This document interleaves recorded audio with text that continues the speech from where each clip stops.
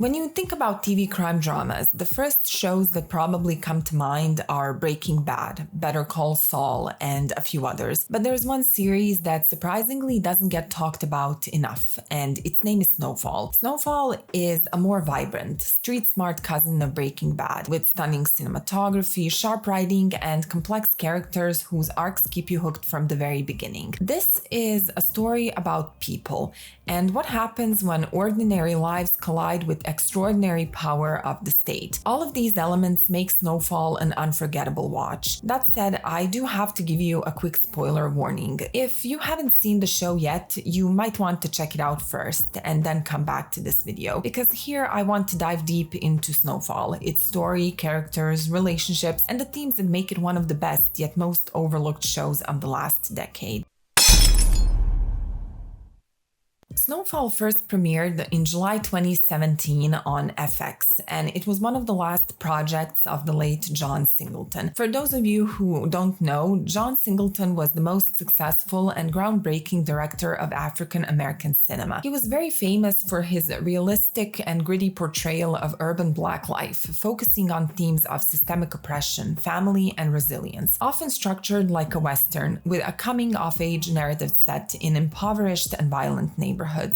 Snowfall is not an exception to this. It's a story about a city in crisis and the people caught up in the middle of it. Set in LA during the early 1980s, Snowfall unpacks the rise of the crack cocaine epidemic and how it reshaped not only the lives of individuals involved in it directly, but also entire communities and even nations. Rather than using the epidemic as a backdrop, Snowfall weaves together multiple perspectives to show how ambition, survival, and power collide in a world forever changed by drugs and money. The story of Snowfall follows multiple characters whose individual storylines interconnect with other characters by the end of it, and they all become one. We see the story through the eyes of Franklin Saint, a young man from South Central Los Angeles who dreams bigger than the neighborhood he grew up in. His entrepreneurial spirit pushes him towards the world of drug dealing because he sees it as the only way to build something for himself and leave his neighborhood behind. His story isn't simply about selling drugs, it's about chasing power, trying to control something that quickly grows bigger than he ever imagined. But Franklin's rise does not happen in isolation. Snowfall introduces a wide cast of characters whose lives intersect in ways that feel both inevitable and tragic. On one side, there's Teddy McDonald, a CIA operative running a covert operation. Through Teddy, the show exposes the political side of the epidemic, asking uncomfortable questions about who allowed the crisis to happen and why. Parallel to these storylines, we also follow the side of the Mexican luchador, Gustavo Zapata, who becomes entangled with a cartel led by Lucia Villanueva and her cousin Pedro Nava. Lucia sees this as an opportunity to prove to herself that even though she is a woman, she can still run an empire. Together, all of these characters build a unique fabric of Snowfall. Across its 6 seasons, Snowfall shows Franklin's transformation from an ambitious kid into a hardened kingpin, consumed by paranoia, betrayal, and loss. The show never shies away from the consequences of the crack epidemic. Families torn apart, neighborhoods devastated, and trust destroyed. Even Franklin's closest relationships with friends, lovers, and allies are poisoned by greed, power, and fear. What makes Snowfall distinct is how personal stories are tied to broader systems of control. The drug trade isn't just street-level hustling, it's linked to international politics, covert government operations, and systemic neglect. Every character becomes a piece in a much larger machine, whether they realize it or not. By the end, Snowfall reveals itself not just as a story about drugs, but as a tragedy about power, the promises it makes, the lives it consumes, and the impossible price it demands. And with that, it's time to talk about our main pillars of the show and reveal some massive spoilers.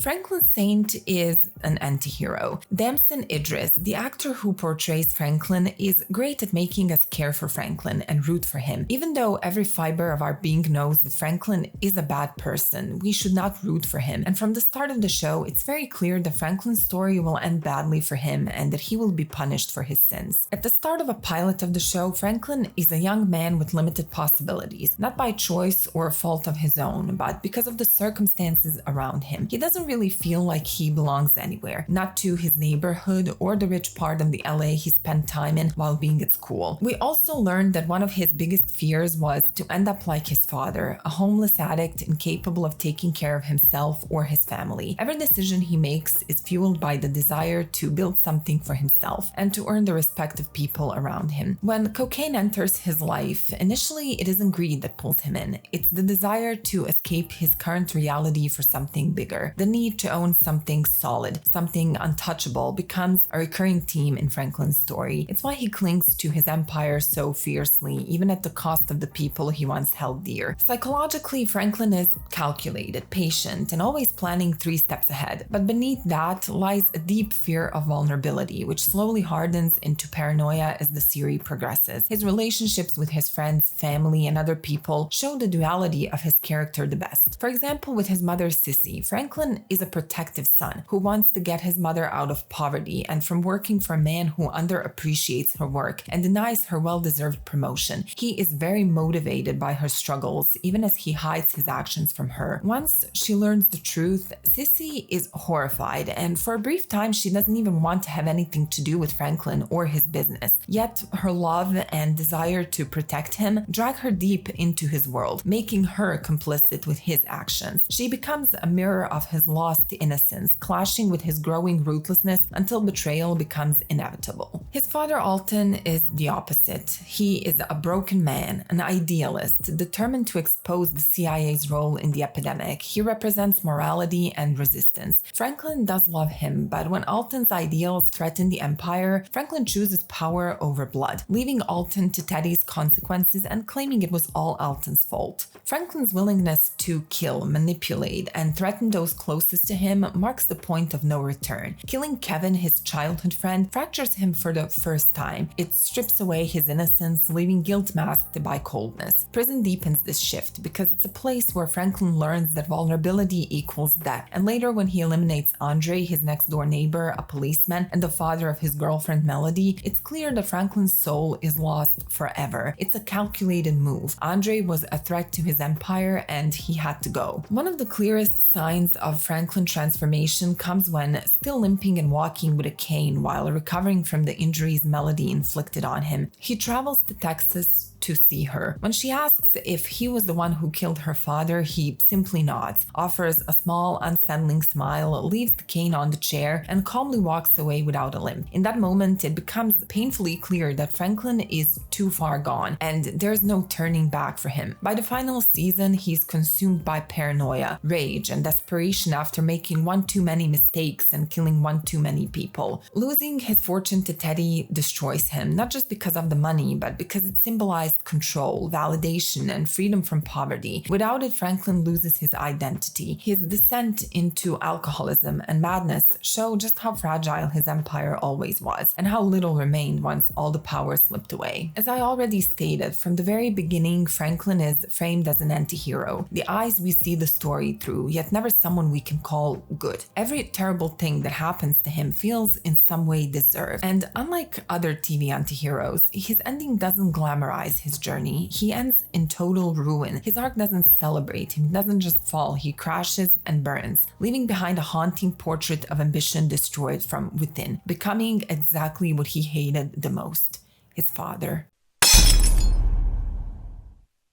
If Franklin represents raw ambition and hunger for a better life, then Teddy McDonald represents the cold machinery of the state. Unlike Franklin, he's not chasing riches or respect in the same way. He's chasing validation from the system he serves. Teddy is the embodiment of the idea that loyalty to the mission outweighs loyalty to people, and it's his belief that slowly transforms him into one of the most dangerous figures in Snowfall. When we meet Teddy, he is already a compromised man, a disgraced CIA agent banished to Los Angeles after his past failures. His second chance arrives in the shape of Latino Freddie Mercury, who comes looking for his help after Teddy's predecessor agent tragically overdoses. To Teddy, this isn't just an assignment, it's his path to redemption. He believes that this mission is the proof that he's still useful, still indispensable, and worthy of serving his country.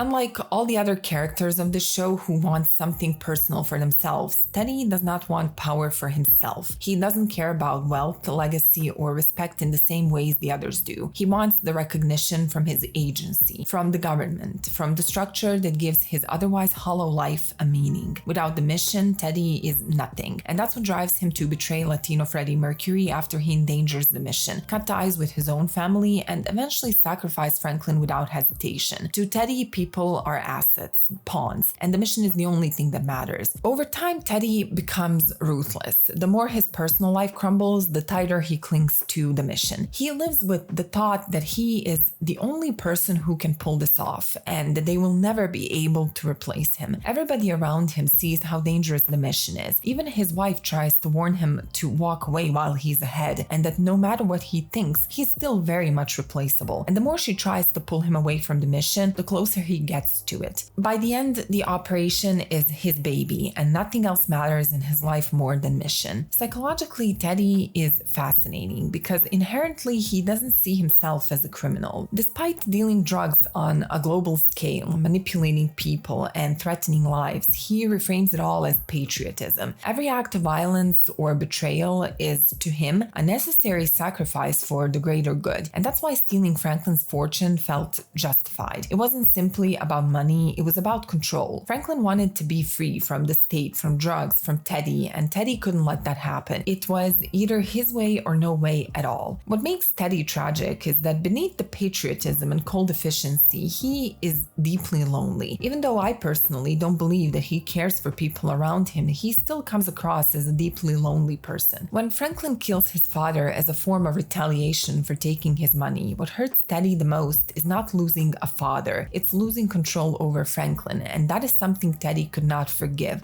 or forget. In many ways, Teddy is Franklin's perfect foil. Franklin builds for himself, desperate to leave behind a legacy. Teddy erases himself in service to something larger, and they both end up destroyed, one dead and the other one completely lost. Teddy's final moments and the last words he said to Franklin's mother before she shot him as revenge for killing Alton prove that Teddy has no remorse for his actions, and that if left to live, he would just look for ways to destroy Franklin. So in the end, he himself dies as he lived, not as a man with an identity of his own, but as a servant of a government that never truly cared about him.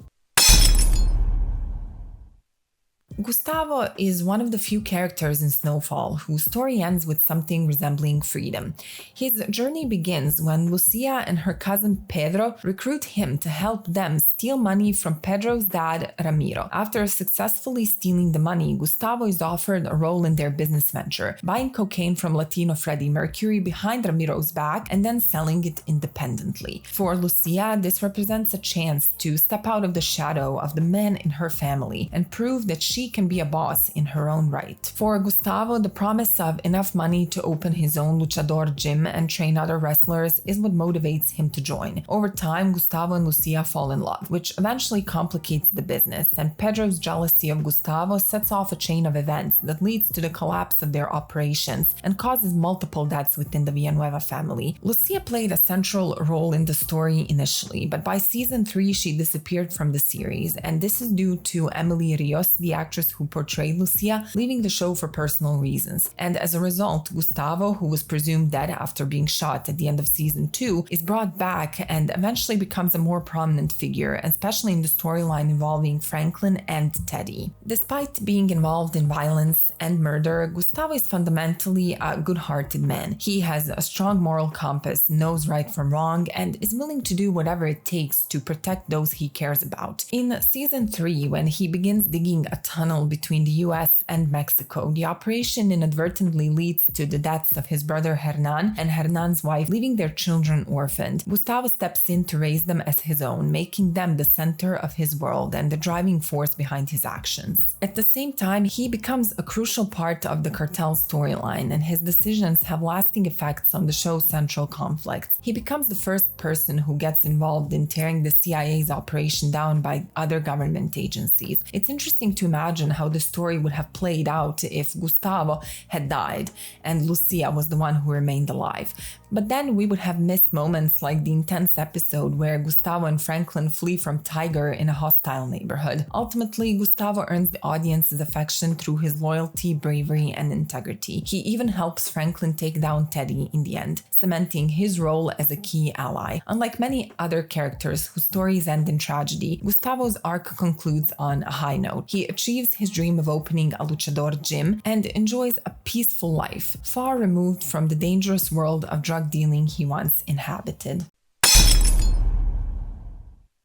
Leon&Wanda is without a doubt one of the most infuriating characters in this show. She represents both the rise and the inevitable downfall of Franklin's empire. From her earliest appearances, Louie is more than Uncle Jerome's girlfriend. She is sharp, ambitious, and perceptive in ways that most men around her aren't. Where Jerome is content with his speaker shop and a modest life, Louie sees a bigger picture, the opportunity for wealth, influence, and power that Franklin's business promises. At first, she works in the background as a cook, quietly shaping Franklin's and Jerome's decisions. She has a talent for reading people, smoothing tensions when necessary, and manipulating when the situation calls for it. And this is what makes her invaluable to Franklin in the early days. But it's also what plants the idea in her own mind that she is more than just a side player. Louie doesn't want to simply support someone else's vision. She wants to be a queen in her own right, and her psychology is rooted in control and recognition. Years of being overlooked fuel her desire to carve out her own empire. This hunger slowly transforms into a rivalry. While Franklin sees himself as the mastermind, Louie believes her instincts are sharper, and she deserves more credit than she gets. As Franklin's empire starts to crumble, Louie seizes her chance. She begins dealing directly with Teddy behind Franklin's back, which is a betrayal that cuts deeper than just business. It's an expression of her resentment and a refusal to be seen as the second best any longer. At the center of her story is her relationship with Jerome. Their bond, which starts off as one of the show's most heartfelt love stories, becomes increasingly tragic as Louie's ambition drags Jerome into a world he doesn't want to be a part of. He loves her deeply, but that love ultimately deprives him of himself, pulling him into choices that wear him down and eventually lead to his death. His loss devastates Louie, but it also cements her role as both a victim and an architect of her own downfall. Louie's arc is ultimately one of moral erosion. In the beginning, her ambition could almost be rationalized as survival, her way of claiming space in a world that dismissed her, but as time goes on, that drives turn into greed, paranoia, and vengeance. She becomes consumed by her need to be recognized, even if it means tearing her family apart and leaving herself isolated. By the end, Louie embodies the true cost of unchecked ambition. She achieves power, but it comes at a price of everything else: family, love, and peace of mind. She is left with blood on her hands, living in fear, haunted by the realization that her hunger for recognition elevate her and ultimately destroy her, leaving her looking over her shoulder for the rest of her life.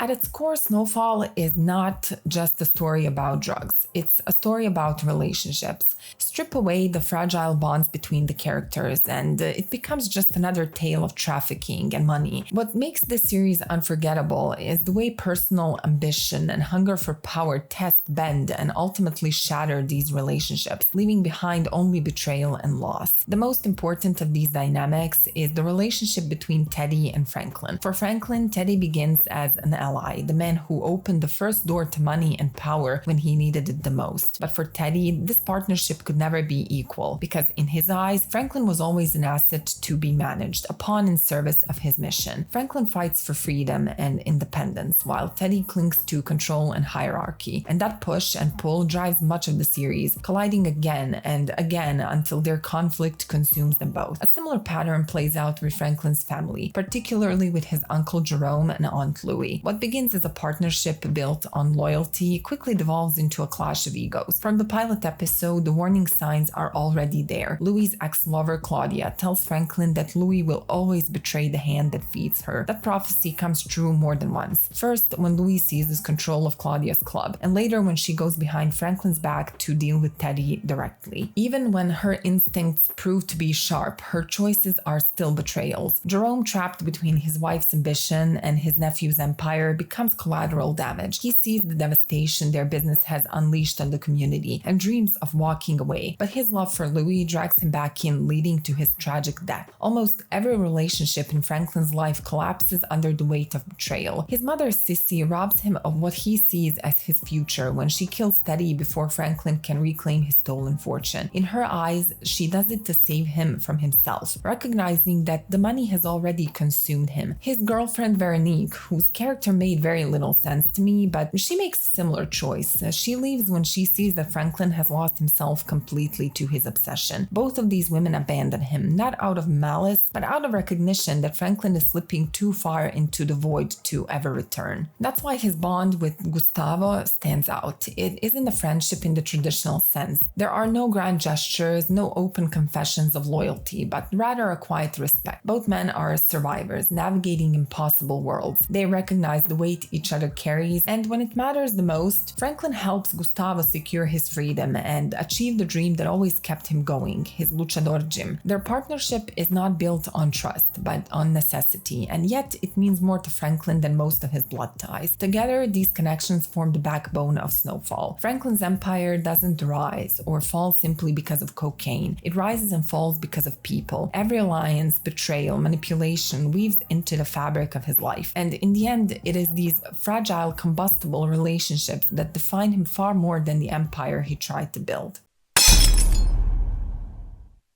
Snowfall never shies away from the toll the crack epidemic takes on the main characters and the people around them. Streets once filled with potential become battlegrounds, and neighborhoods are torn apart by addiction and violence. Franklin's family feels these consequences most intimately. This impact is reflected in the show's evolving aesthetics, because early seasons present a world that feels alive. Colors are bright, and even the danger carries a glossy, almost seductive energy. But as Franklin's world darkens, the visual tone shifts. The colors become muted, shadows deepen, and the soundtrack kind of grows darker and more subdued. From a modern standpoint, there are tiny details that heighten this tension, and for me, it is the lack of cell phones, which forces characters to rely on payphones and pagers, turning every call into an anxious moment. The vulnerability of being out in the open, pressed for time, and never fully safe adds another layer of suspense to an already volatile situation. The cinematography of the show further reinforces the character's moral decline. Angled wide shots, particularly prominent in seasons 5 and 6, create a sense of unease and highlight the weight of the character's choices. Through these visual and auditory cues, Snowfall communicates its story and themes far beyond dialogue or plot. Every betrayal, alliance, and moral compromise is mirrored in how the world looks and sounds on screen.